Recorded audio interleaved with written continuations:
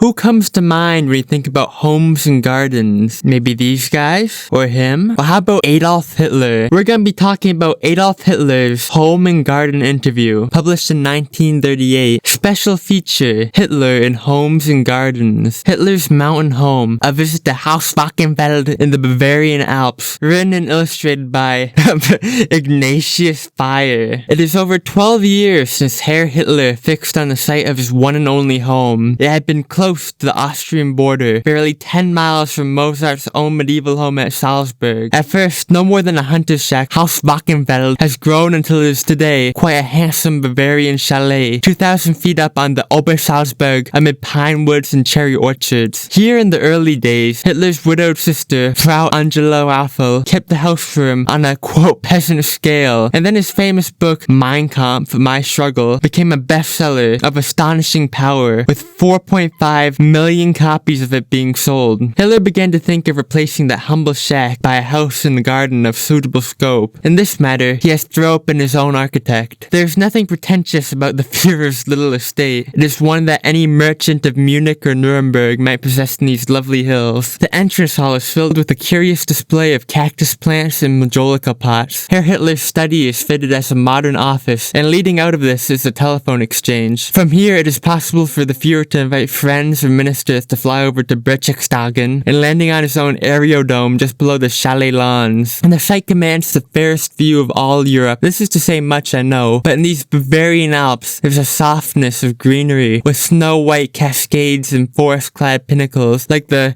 Schaffenlatte-Pata. I just butchered that.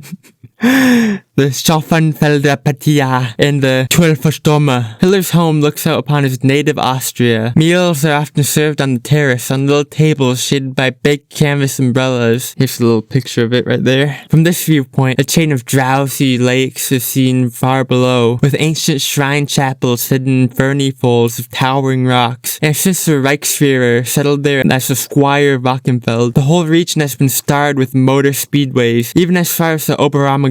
The color scheme throughout this bright, airy chalet is light green. In outside rooms, the sun parlor, chairs, and tables are of white, plated cane. Here Hitler will read the home and foreign papers, which his own air pilot, Hans Albar, brings him every day from Berlin before lunch. At this altitude, the Bavarian sun is the most genial. Even at Christmas time, when deep snows are out, Haus Wachenfeld basks in the warmth like the Engadines. I have no idea what that is. The effect of light and air in the house is heightened by the rolling and trilling of many Hartz mountain canaries in gilded cages which hang or stand in most of the rooms. The curtains are of printed linen or fine damask in the softer shades. The Führer is his own decorator, designer, and furniture, as well as architect. He's constantly enlarging the place, building new guest annexes, and arranging in these his favorite antiques, chiefly German furniture of the 18th century, for which agents in Munich are on the lookout. I just love how fucking smug he looks in this photo, like...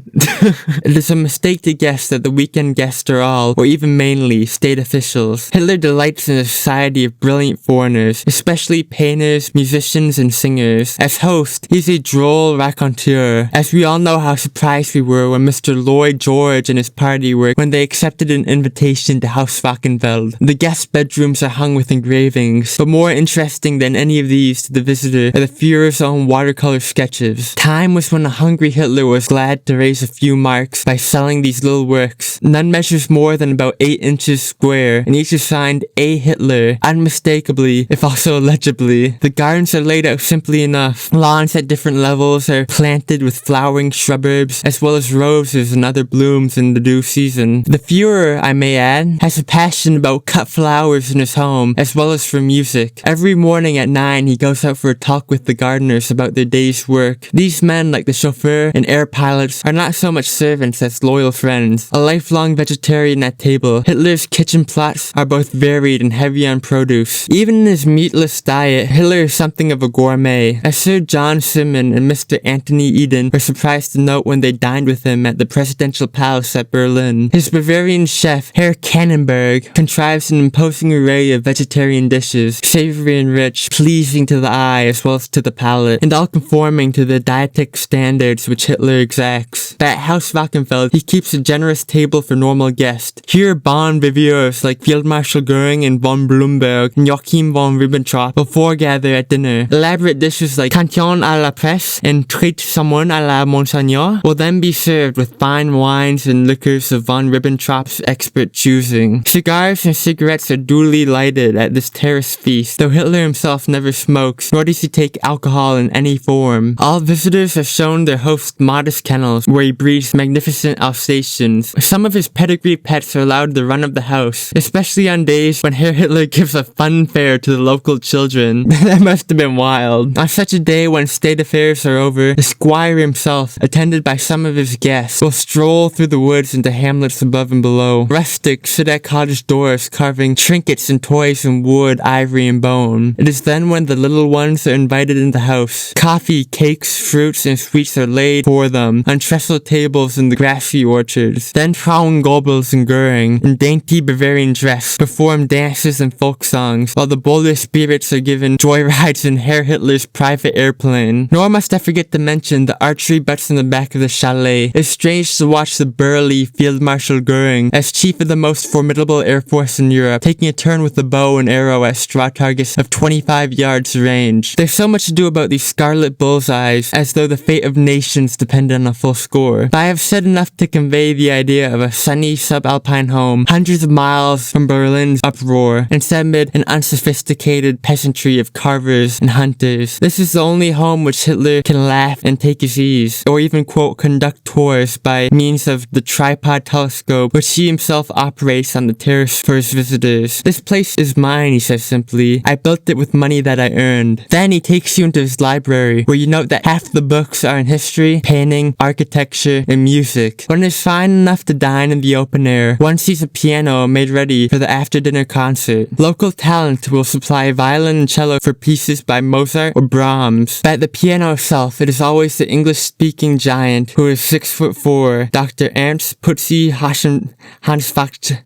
Jesus Christ, Hans de Patatnigel, who presides as a composer of all German renown.